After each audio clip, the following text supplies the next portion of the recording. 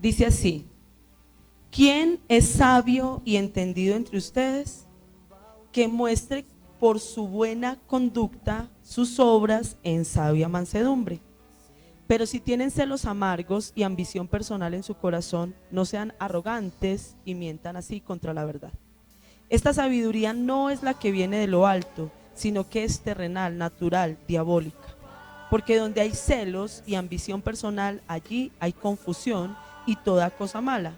Pero la sabiduría de lo alto es primeramente pura, después pacífica, amable, condescendiente, llena de misericordia y de buenos frutos, sin vacilación, sin hipocresía.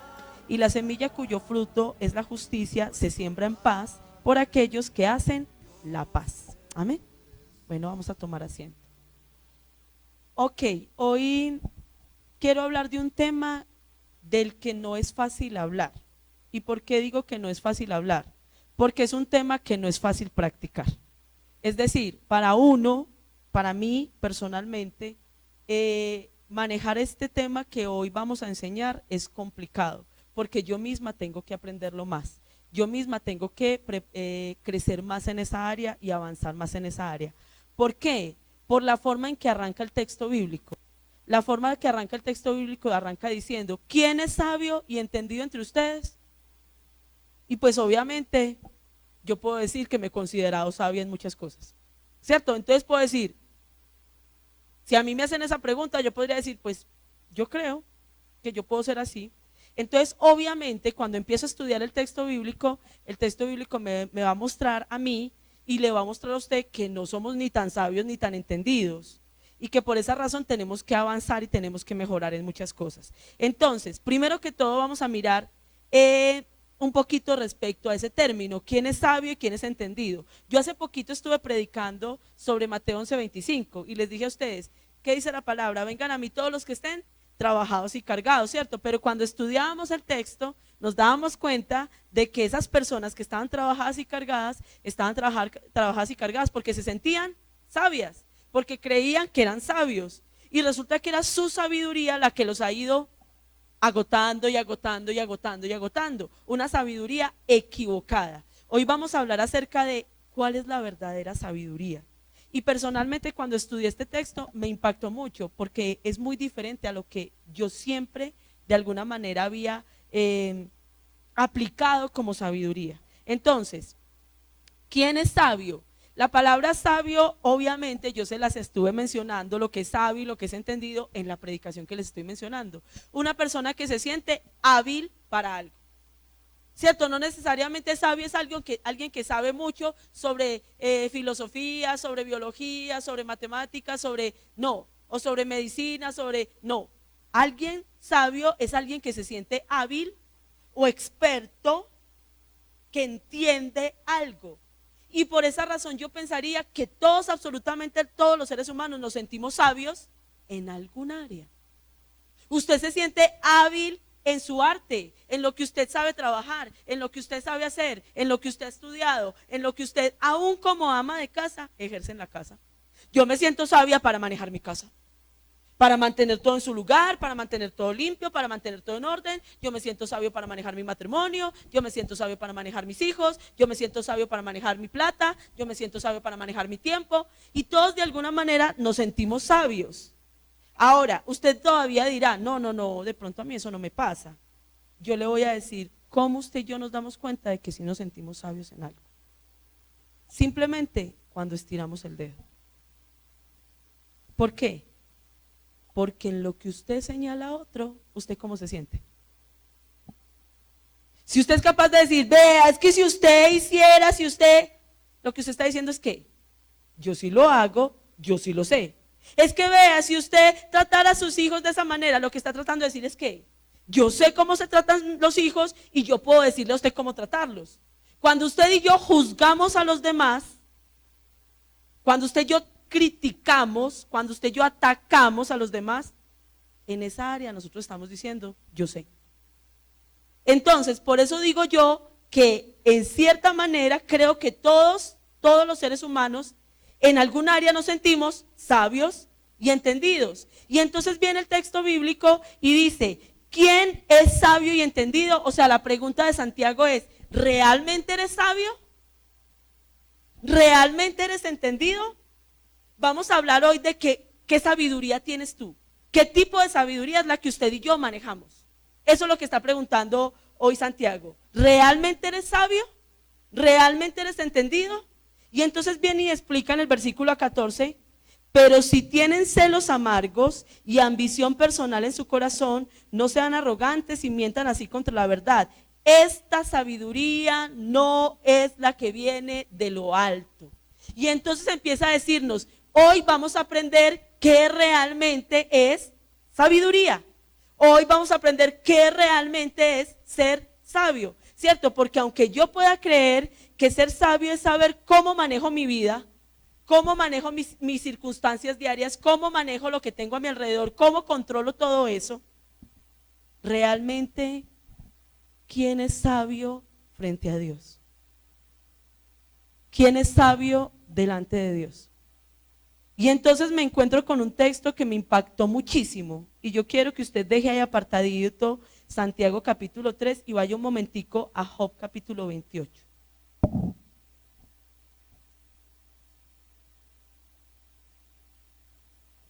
Porque de todas maneras hay una realidad. Y es que aquí en la iglesia cuando predicamos la palabra venimos a darnos palo todos. Hasta el que está aquí parado nos damos palo. O sea, todos nos damos palo.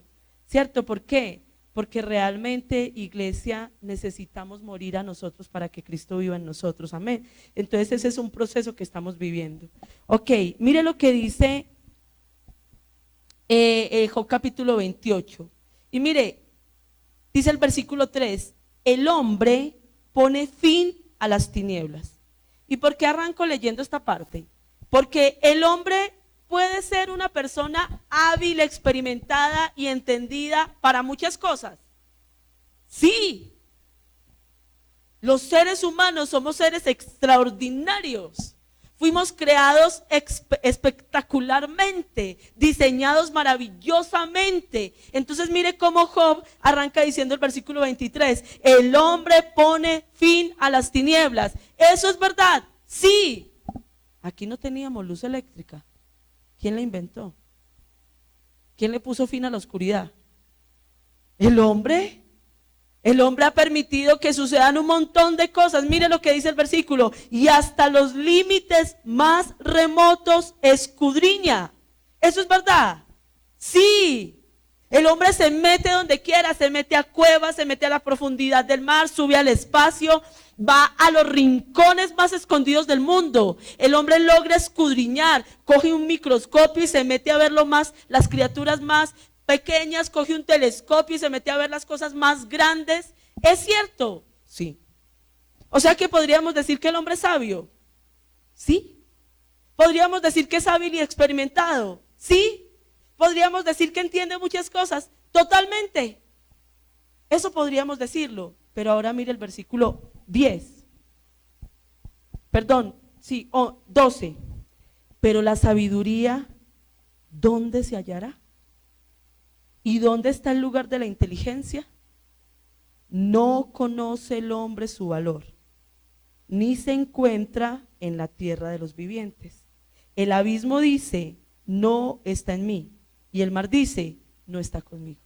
O sea, aun cuando el hombre se mueva por toda la tierra, y en el moverse por toda la tierra, sea capaz de hacer y deshacer, al punto tal de que ya están diciendo que no necesitan, o sea que ya pueden clonar seres humanos realmente, aunque ya están diciendo no necesito ya que un hombre y una mujer tengan relaciones, páseme el esperma y yo pongo el muchachito, aunque yo puedo hacer esto y puedo hacer aquello y ellos quieren hacer de todo.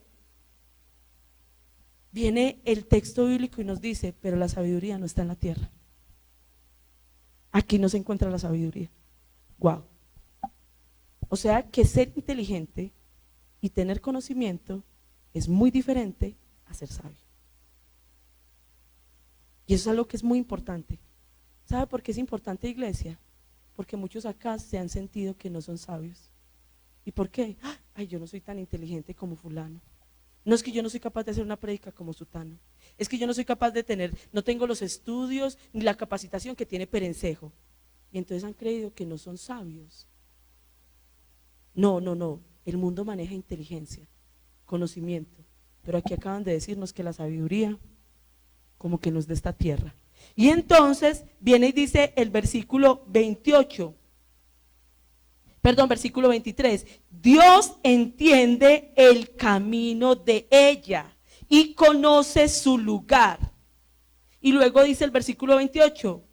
Y dijo al hombre, el temor del Señor es sabiduría.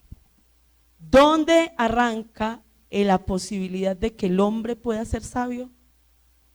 En tener respeto hacia Dios. Ahí arranca la posibilidad de que el hombre se pueda volver sabio, en tener respeto hacia Dios. Entonces, ya para empezar, nosotros arrancamos sin sabiduría, ¿sí o no?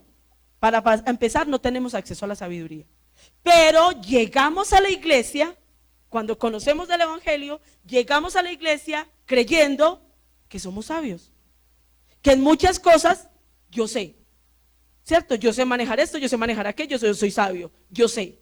Llegamos a la iglesia pensando que somos sabios y entonces empezamos a tener un problema muy grande. ¿Por qué? Porque entonces cuando llegamos a la iglesia pensando que somos sabios y empezamos a leer la Biblia y empezamos a estudiar las escrituras, nos vamos volviendo con más conocimiento en muchas cosas y entonces creemos que somos ¿qué? Más sabios.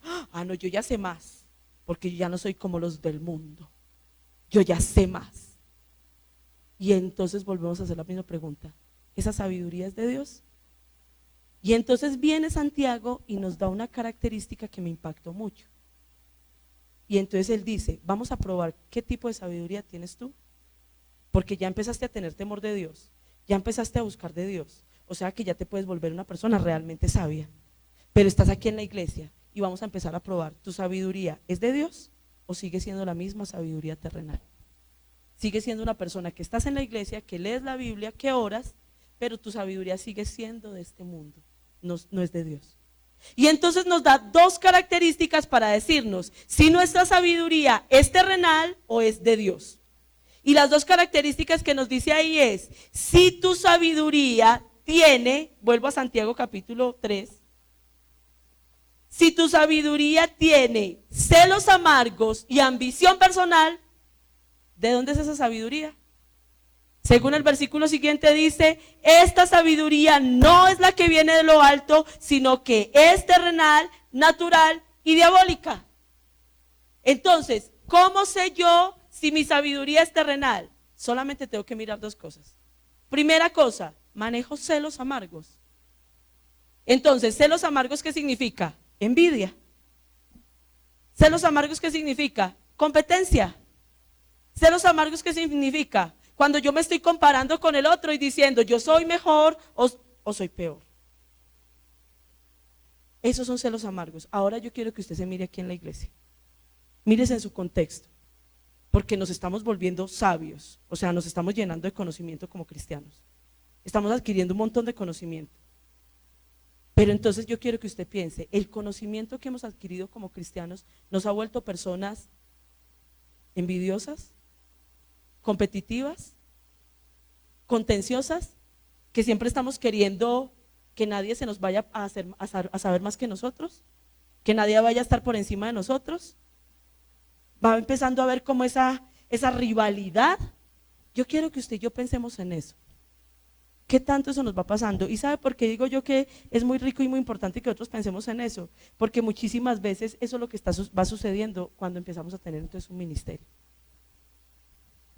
Entonces en el ministerio, ay, yo toco mejor que, yo canto mejor que, yo predico mejor que, yo oro mejor que, yo ayuno mejor que, yo voy más a la iglesia que, yo hago más que, yo sirvo más que, yo limpio más que. Y entonces cuando llega otra persona que empieza a hacer eso, usted ay, me da una rabiecita. ¿Por qué? Porque ese lo está haciendo más sobresaliente que yo, ese lo está haciendo mejor que yo. Ahora, no lo miremos entonces en la iglesia. De pronto usted dirá, pero yo no tengo ningún ministerio en la iglesia. ¿Cómo es en su trabajo? ¿Tiene celos? ¿Tiene envidia?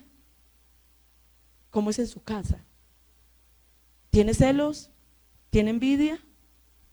Ahora yo quiero que empecemos a pensar algo hacia dónde voy a aproximar esta predicación.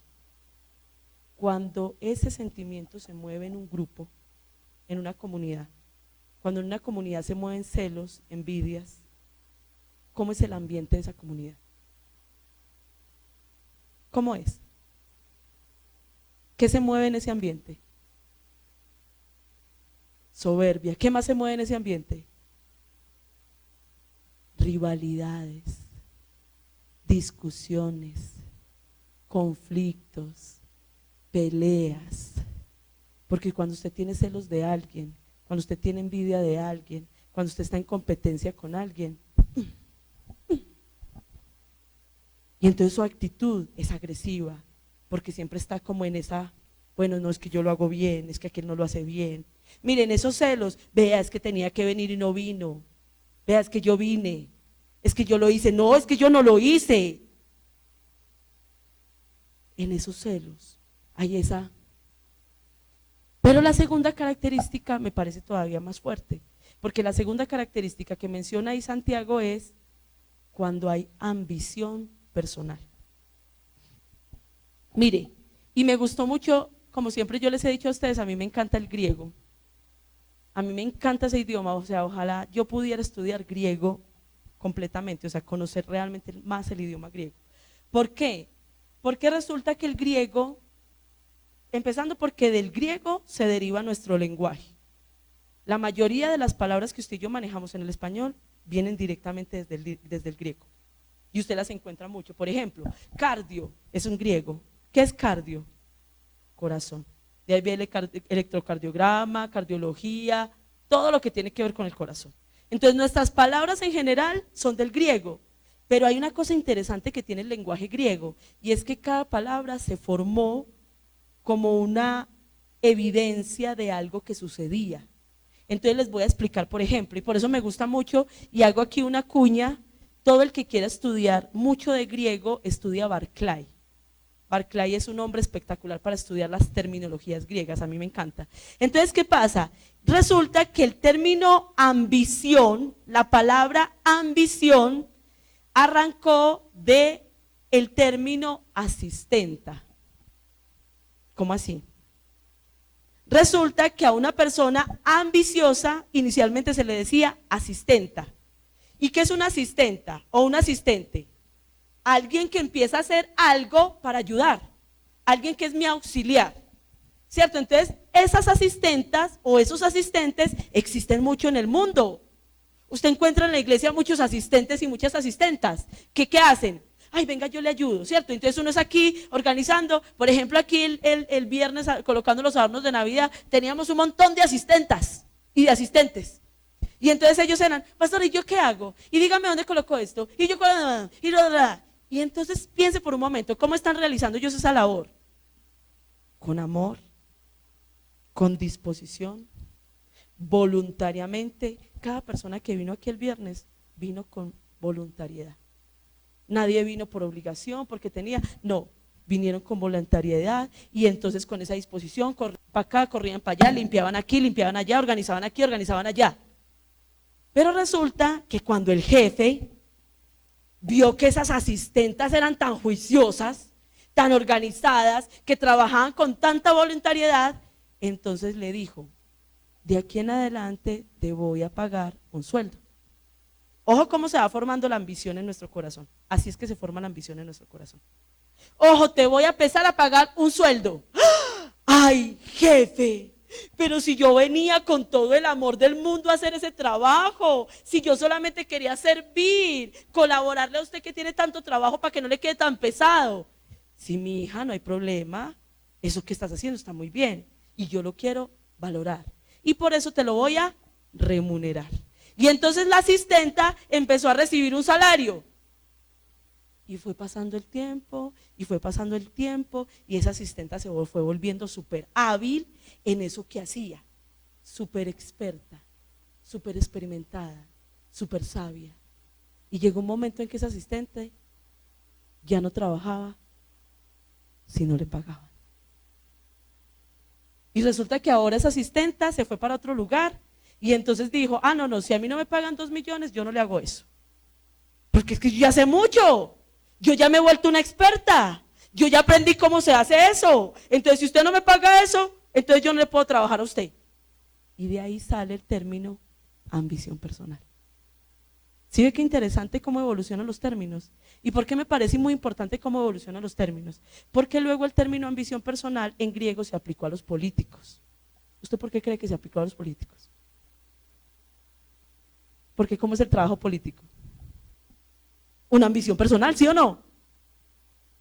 Para conseguir plata, para yo estar bien, para tener fama, para tener poder, no para ayudar al pueblo. En eso se convirtió el término ambición personal, un término político.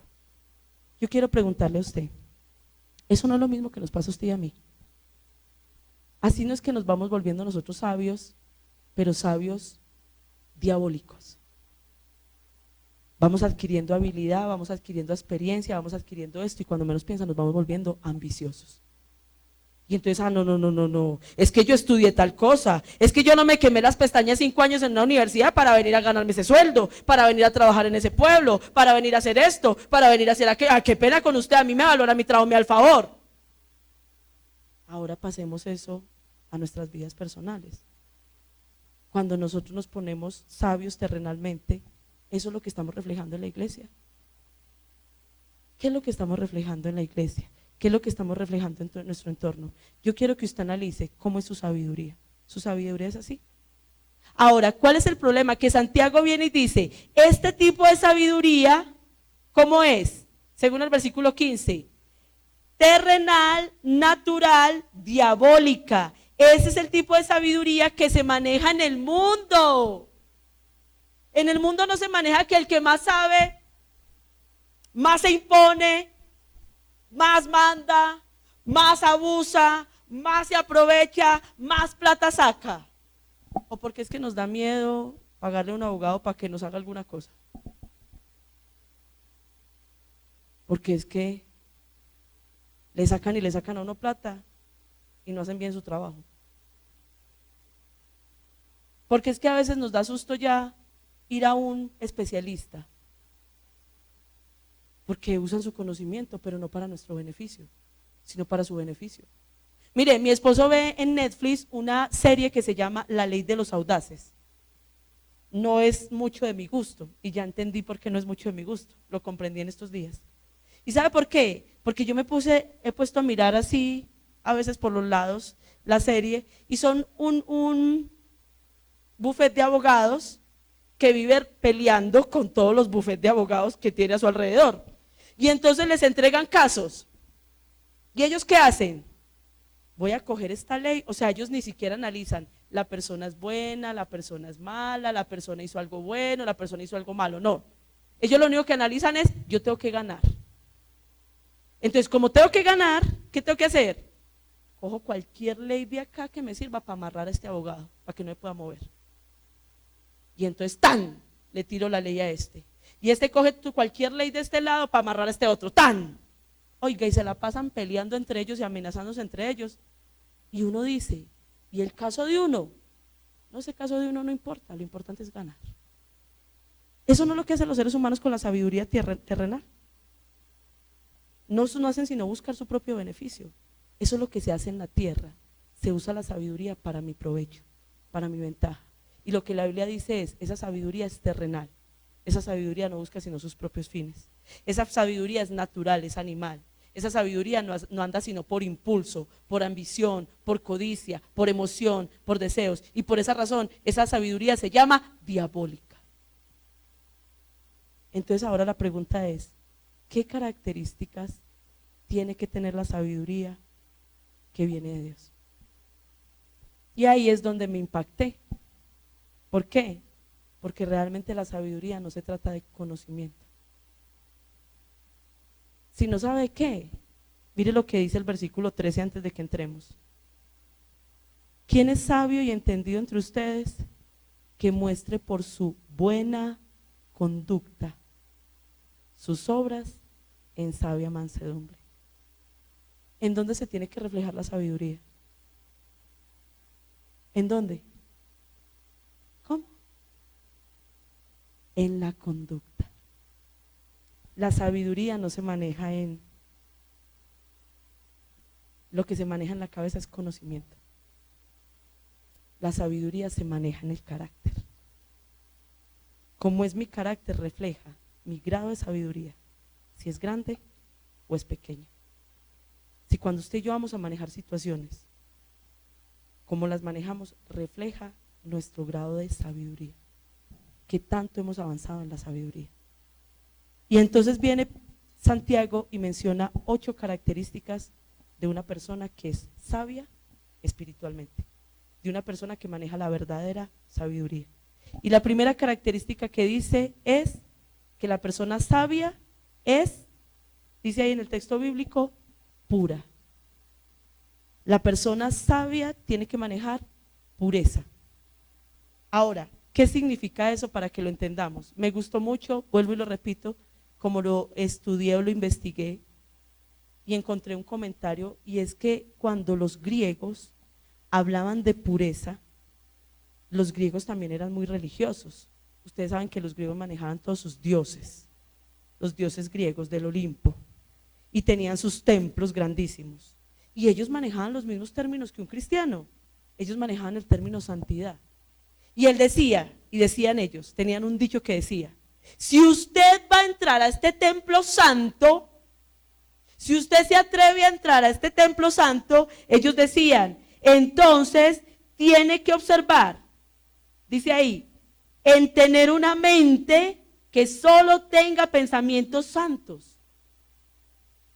Si usted va a entrar a este lugar santo, usted tiene que tener una mente que tenga pensamientos santos. ¿Y cómo tengo una mente con pensamientos santos? Libres. Una mente con pensamientos libres de todo motivo bastardo y egoísta. Y me encantó ese término. Lo primero que usted y yo tenemos que evaluar si queremos ser sabios es qué tipo de pensamientos estamos manejando. Pero no vamos a hablar de pensamientos respecto a usted mismo, no. Pensamientos respecto a su forma de ser, a su conducta. Lo que usted hace, lo hace por razones egoístas. Mire, iglesia, de verdad, todos nos tenemos que evaluar, porque yo vuelvo y lo repito, yo estoy incluida. Cada cosa que usted hace, cada proyecto que hace, ¿lo hace solamente pensando en usted? Usted es una persona que piensa en otros. Mire, nuestra sabiduría se refleja en acciones, pero arranca en pensamientos. Entonces, por ejemplo, vamos a hacer un ejemplo sencillo. Cuando usted se levanta en su casa en la mañana, ¿cuáles son sus pensamientos? ¿Usted salir rápido para la calle porque tiene que hacer unas vueltas? ¿Usted salir rápido para el culto? ¿O que su familia salga rápido para el culto? ¿Y sabe por qué es importante esa diferencia? Porque cuando usted piensa en esa diferencia, no piensa solamente que usted tiene que bañar y vestir y ponerse la ropa, sino que usted piensa, ¿necesitará mi esposa que yo le ayude a preparar el desayuno? ¿Necesitaré que le ayude a despertar a los niños para arreglarlos? Pero sabe, perdóneme que se lo diga de esta manera, los hombres en ese sentido son muy despelotados. Yo no voy a decir que son egoístas, son muy despelotados. ¿Por qué? Bueno, salimos a las 7:30 porque a las 8 hay que estar en la iglesia. Se paran, se ponen la ropa y empiezan. ¿Ya está lista? ¿Verdad? Ya, listo, súper, qué sabiduría, qué inteligencia. Porque es que si esa esposa no está saliendo, no es porque muchas veces necesite una hora para peinarse y hacerse las cejas. No, es porque está haciendo el desayuno, porque está organizando a los niños, porque tiene que peinar la niña. ¿Usted piensa en eso? Ahora, voy a cambiarlo, porque dirán, ay, no, si ves que los esposos somos los brutos y las mujeres son las sabias. No, cambiémoslo. Hablemos de las mujeres. ¿Usted piensa en su cónyuge cuando usted va para un lugar y usted sabe que a su esposo lo que más le choca es la impuntualidad? Y si usted sabe que tiene que hacer las cejas, y se demora 1 hora haciéndoselas, entonces ¿por qué levanta tan tarde? ¿Por qué se levanta tan tarde? ¿Por qué no le incluye a su tiempo de todo lo que tiene que hacer la arreglada de suya? Porque es que la suya toma un tiempo. Que el pelo, que las...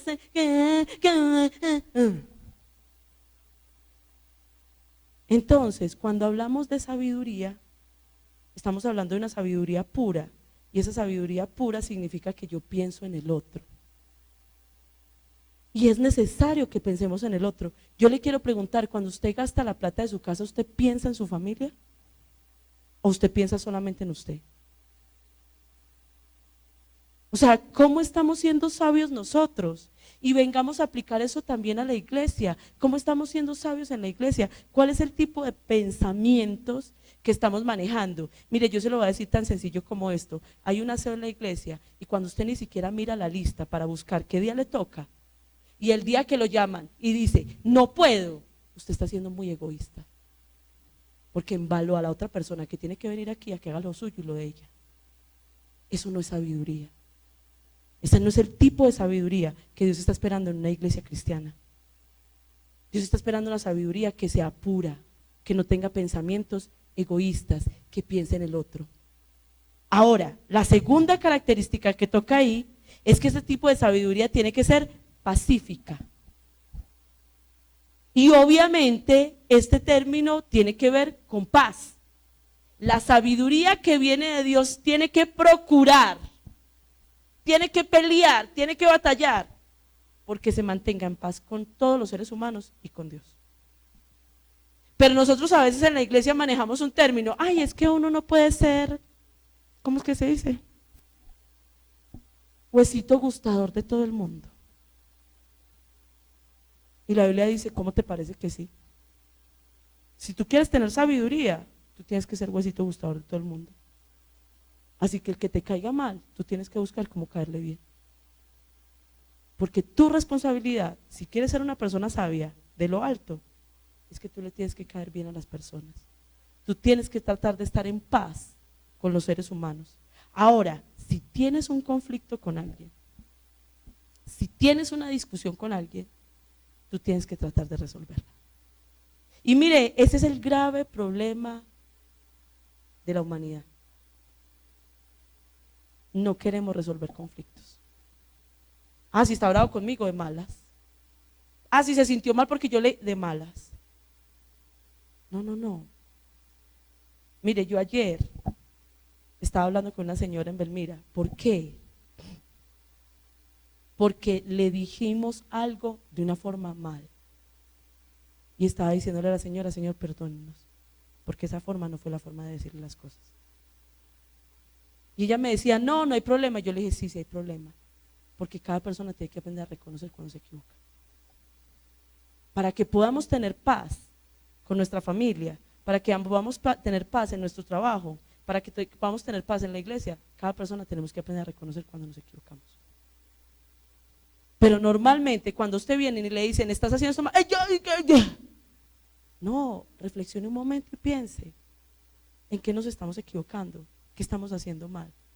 Y obviamente si el que le está diciendo también se está equivocando como lo está diciendo, también tiene que reconocer, me equivoqué, no lo dije bien.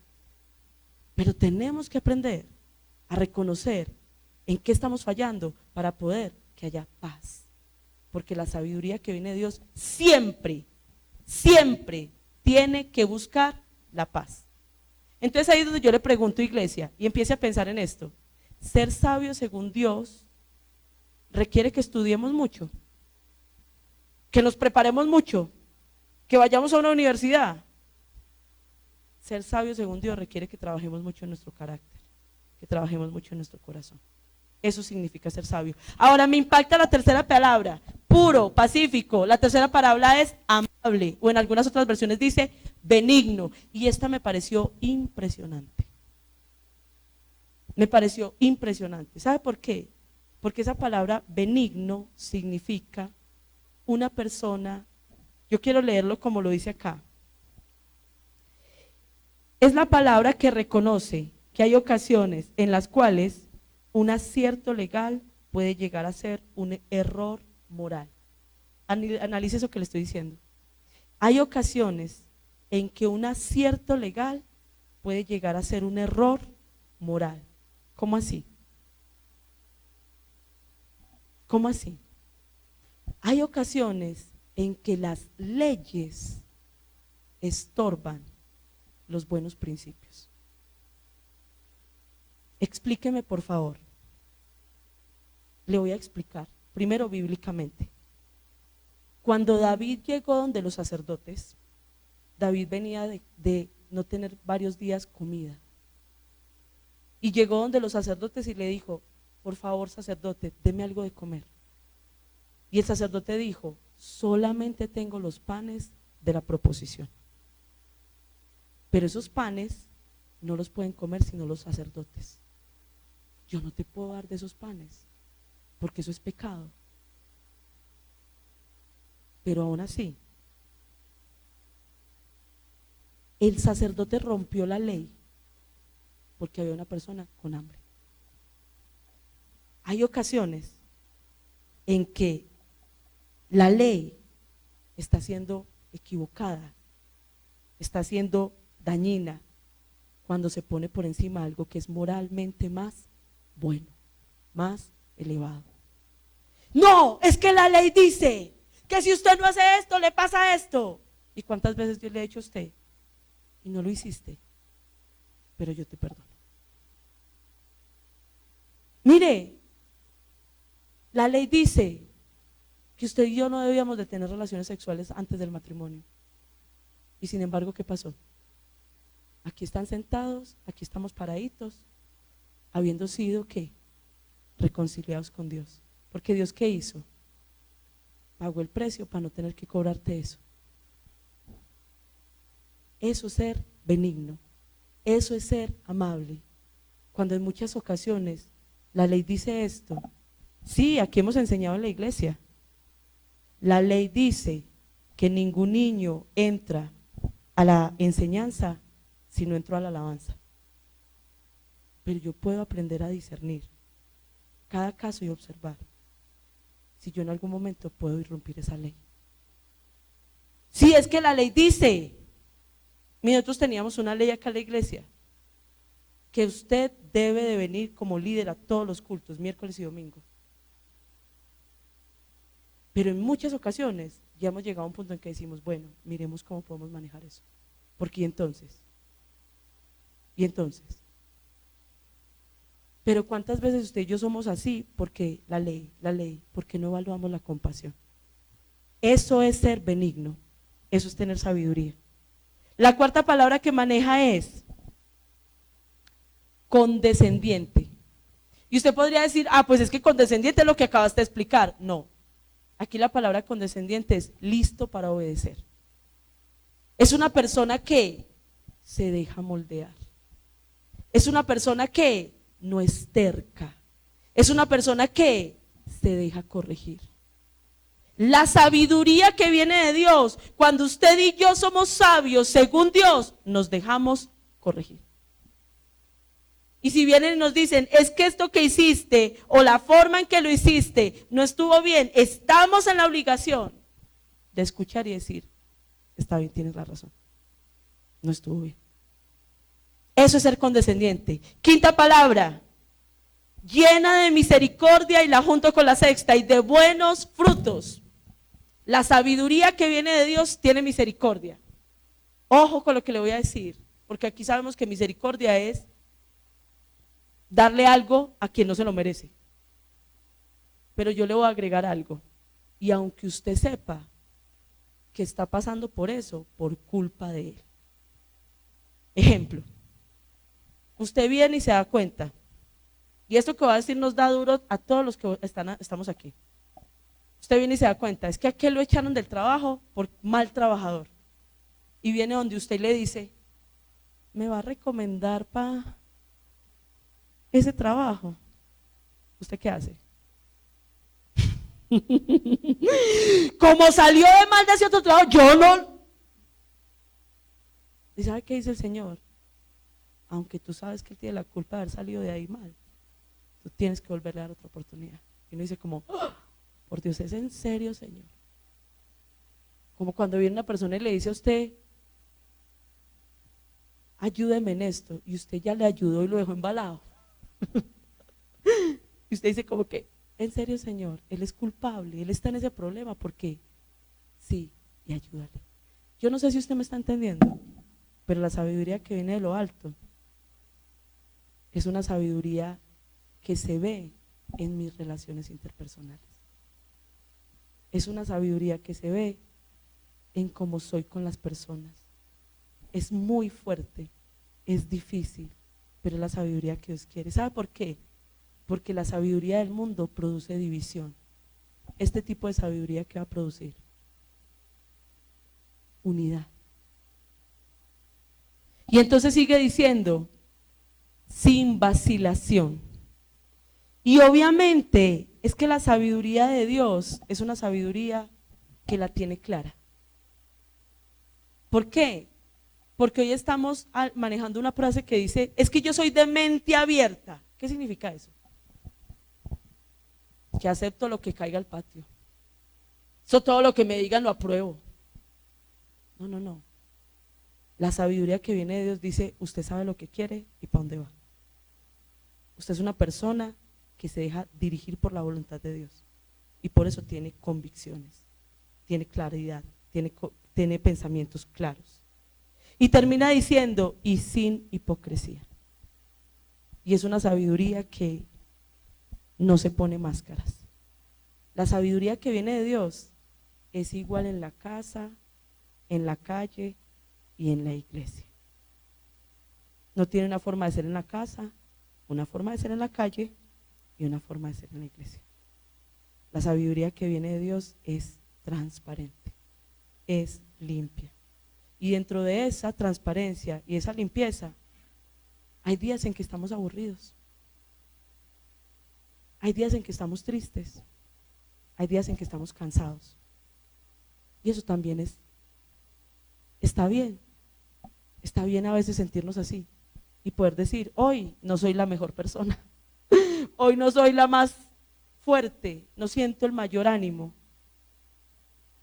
pero aún así soy hija de Dios. Entonces termina el texto diciendo, y la semilla cuyo fruto es la justicia se siembra en paz por aquellos que hacen la paz. Sí, Dios nos está llamando a ser justos, eso es verdad, pero esa semilla tenemos que sembrarla en sabiduría. Y esa sabiduría va a significar muchas veces en una actitud prudente, en una actitud correcta, en una actitud sabia, valga la redundancia. Eso va a producir buenos frutos. Eso va a hacer que las cosas funcionen bien. Entonces, iglesia, por eso les quería decir, y termino con esto ya, por eso les quería decir, esta es una familia. Usted puede que se sienta como un familiar lejano en esta iglesia, y hay otros que se sienten como familiares más allegados, pero esta es una familia. Esta es una familia. Pero ¿sabe algo? En toda familia están todos los tipos de personas. Los juiciosos, los desjuiciados, los ordenados, los desordenados, los puntuales, los impuntuales, los incumplidos, los cumplidos. Ay. Y para poder aprender a ser familia tenemos que aprender a estar juntos. Tenemos que caber todos en la misma casa, así como somos. Los que se levantan tarde, los que se levantan temprano, los que madrugan a limpiar y a barrer, los que no hacen nada, los que… ¿Cierto? Hay de todo en las familias, de todo. El que tiene pecueca, el que habla feo, el que tiene mal aliento, ¿cierto? Pero nos tenemos que aprender a aceptar como familia. Y para eso se requiere sabiduría. ¿Cierto? ¿Por qué? Porque vivimos en la misma casa. Entonces tenemos que tratar de vivir aquí. Y de que sintamos que somos de esta casa, pero también cuidar este lugar. Para eso se requiere sabiduría. Entonces yo quiero invitarle a que usted cierre sus ojos y que en este momento hagamos una reflexión. Y vuelvo y le repito, hagámosla porque yo también. Y usted diga, Señor, gracias hoy por entender que la sabiduría no se trata de mucho conocimiento. Pero también, Señor, hoy entiendo que sí se trata de mucho corazón, carácter, de mucho ser. Y Padre Celestial, hoy reconozco que es más fácil aprender a tener conocimiento que a tener un carácter correcto. Y por eso, Señor, yo te pido hoy, en el nombre de Jesús, que me ayudes a tener sabiduría de lo alto, Señor. Porque realmente reconozco, Señor, que la sabiduría que quizás he estado manejando es la terrenal, natural y diabólica, Señor. Porque llegué a la iglesia, Señor, con la sabiduría del mundo. Y Padre Celestial, creí que ese era la misma sabiduría de la iglesia. Porque aquí he crecido en conocimiento, he aprendido muchas cosas, Señor. Pero resulta que esa no es la sabiduría que tú esperas, Señor. Tú esperas, amado Dios, que yo aprenda a ser una persona pura, que yo aprenda a ser una persona pacífica, que yo aprenda a ser una persona amable, que yo aprenda a ser una persona condescendiente, que yo aprenda a ser una persona llena de misericordia y de buenos frutos. Y yo no puedo decir que tengo misericordia por alguien si no hago nada por esa persona, Señor. Tú me estás enseñando que la misericordia es algo que no tiene vacilación y que debe de ser sin hipocresía, Señor. Y yo te quiero rogar hoy, Señor, yo te pido para mí y para toda la iglesia, Señor, de este tipo de sabiduría, Dios. Padre Celestial, ayúdanos a entender, Señor, que este es nuestro hogar, Señor. Yo te pido en el nombre de Jesús que la iglesia entienda que este es nuestro hogar. Aquí reímos, aquí lloramos, aquí comemos, aquí ayunamos, Señor. Aquí oramos, aquí cantamos, aquí conversamos, aquí escuchamos, aquí nos escuchan. Aquí conocen estas 4 paredes, conocen un montón de nuestros problemas. Muchas de las personas que están aquí conocen nuestras luchas, nos han escuchado, han orado por nosotros, por nuestras luchas, han orado por nuestros familiares enfermos, han orado por dificultades que hemos tenido, Señor. Padre Celestial, yo te pido en el nombre de Jesús que tú derribes, Señor, todo celo amargo que haya en medio de la iglesia, que tú derribes, Señor, toda ambición personal que haya en medio de la iglesia, Señor. Y que Padre Celestial, tú nos ayudes, amado Rey, a crecer en esa sabiduría que perdona, Señor, en esa sabiduría que ayuda al otro, en esa sabiduría, Señor, que corrige, pero también, Señor, que forma, oh Dios, en esa sabiduría, Señor, que aprende a ser formado, Señor, en esa sabiduría, amado Dios, que da lo mejor de sí mismo, que busca ser excelente, que busca ser fiel, Señor, en esa sabiduría, Padre Celestial, que viene, Señor, y muchas veces, aunque la ley dice, es capaz, Señor, de pasar por alto el agravio, Señor. En esa sabiduría que conoce el pecado de su hermano, que sabe que es culpable y que le está pasando lo que le está pasando por lo que hizo, por las decisiones malas que tomó, pero que aún así le tiende la mano y le dice, vamos adelante, vamos a volver a levantarnos. Padre, yo te pido en el nombre de Jesús, hoy te quiero rogar y yo te pido, iglesia, oremos porque Dios nos dé sabiduría. Dígale al Señor, Señor, enséñanos y ayúdanos a ser sabios, oh Dios. Dígale, Señor, que mi propósito para el año entrante sea entrenarme en la verdadera sabiduría, Señor. En la sabiduría que reconcilia, en la sabiduría que trae paz, en la sabiduría que no trae división, sino que trae unidad, Señor. Dame la capacidad de ser el sabio que tú quieres, donde mi sabiduría sí se pueda reflejar en mi conducta, Señor. Perdóname, Señor, porque yo sé que me falta mucho para que mi sabiduría, para que se refleje en mi conducta, Señor. Pero necesito hoy pedirte que sigas obrando en mí, que me sigas moldeando y dile al Señor, Espíritu Santo, acudo una vez más a tu presencia, porque ¿qué puedo hacer yo sin ti? ¿Qué puedo hacer yo separado de ti, Señor? No puedo hacer nada. Y por esa razón hoy te pido, Señor, dame, Dios, de tu poder. Dígale, revísteme del poder de tu Espíritu Santo para aprender a ser sabio como tú quieres, Señor. Revísteme del poder del Espíritu Santo para andar en tu sabiduría, Señor. Porque Padre Celestial, si tú moriste en la cruz del Calvario y resucitaste y ahora vives en mí, tú puedes darme la fuerza y el poder, Señor, para yo ser más como tú y menos como yo, Señor.